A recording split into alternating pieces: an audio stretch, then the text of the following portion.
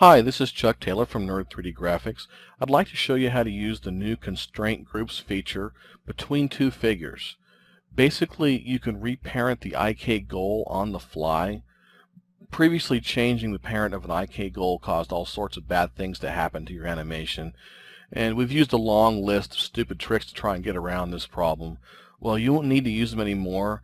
You can use the Constraint Groups to make an IK goal stick to another figure. When the constraint's dialed in, they stick together, and when you dial it back to 0, they let go. Now here I have Andy being a gentleman and helping Andrea to her feet, and I've animated this all the way through, and I recommend you do the same thing. If you try and use the constraints to cheat your way through an animated sequence, you'll end up making more work for yourself in the end. If you rough it in first, you'll be able to see any places where you may overextend an IK chain or get the chain so kinked up that it starts flipping out. Now, I didn't waste any time or keyframes trying to keep the hands together all the way through. Just keeping them in the same area is good enough. The constraint channel will make them stick together in the end. Now, I have IKs on for Andy's arm, and they're off for Andrea's. You could have them both on, but for this situation I don't really need them both to be on, so it's just going to be Andy's arm that has IK turned on. Now I'm going to add a constraint, so Andy's right hand will connect with Andrea's right hand.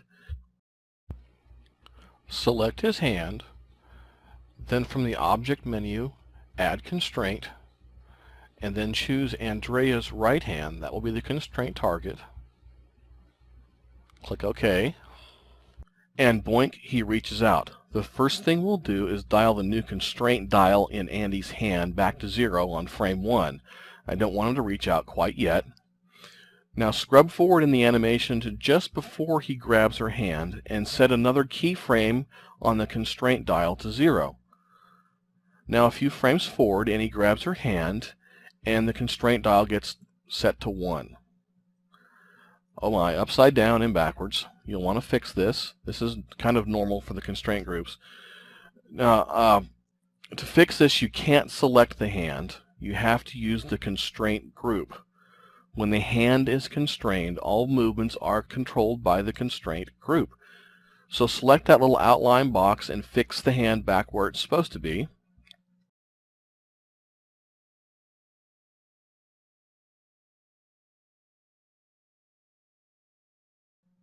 And now we have the hands grasping. Now I'll have to set the point where Andy lets go of her hand, someplace in here. Just as when he took her hand, I need to set a key just before he lets go. And that'll be right about there. Then when he actually does let go, we'll set this all the way back to 0. And that looks nasty, and it's going to take a little bit of tweaking to fix that. Let me open the animation tools.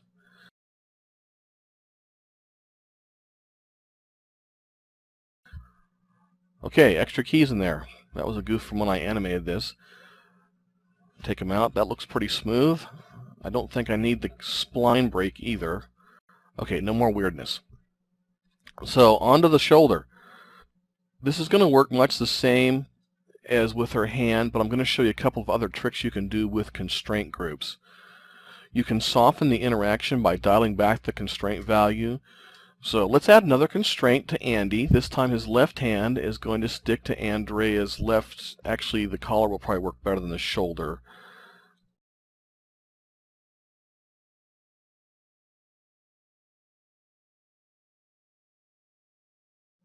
And his hand gets yanked. Dial that back to 0. Scrub forward just where he's going to grab the shoulder. You know the drill. Set a key just before.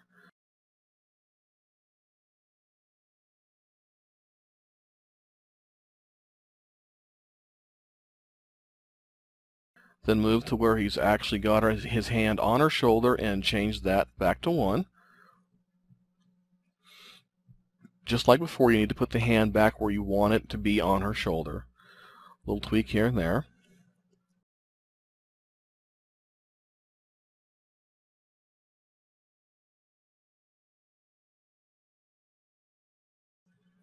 Okay, that's a little rough when he's grabbing her shoulder. I'll probably have to fix that in a little bit. I'm going to go ahead and scrub ahead and set the release point first. So let's let go of the shoulder. Now as you can see, at this point his wrist looks a little broken, so we'll need to fix that. And you can't fix it by moving his hand. You can fix it by moving the constraint group. So we'll select this constraint group, and you can animate these just like you can any other part. So twisting this around will be keyed into the animation just like the hand would be. So there we go.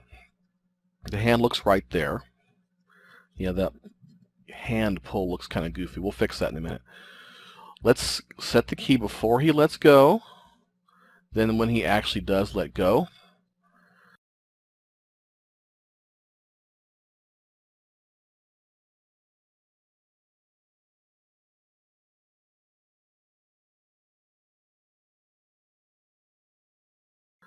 And let's go back and fix that arm now. This will work better if I set the keys for this to linear.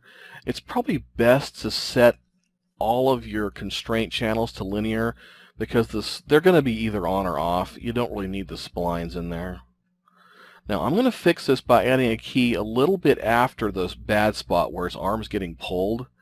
And then I'll go to the key where he was originally grabbing her shoulder and dial it back and back until it looks right, which is almost none. But now you can see that looks a lot better. It doesn't pull his arm. Yeah, we'll scrub back and forth. It looks really smooth.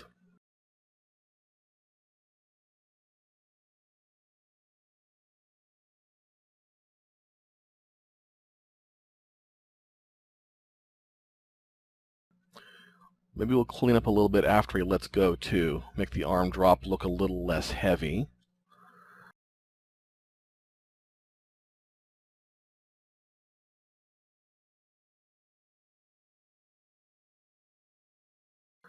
Now some people have asked me how I get the smooth camera movements when I'm doing these videos.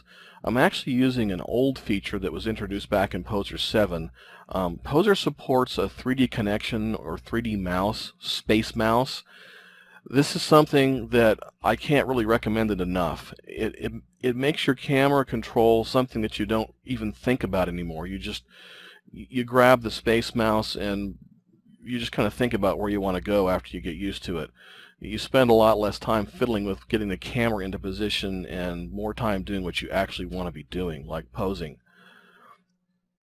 Okay, there we have two constraint groups between two figures, connecting and releasing all in one animation, and we didn't need 3 copies of each figure and a bunch of stupid tricks to hide one and unhide the other. And you folks who have done this before know what I'm talking about. Making 2 figures interact was not much fun. Well, not anymore. You can use the constraint groups and it's a lot easier.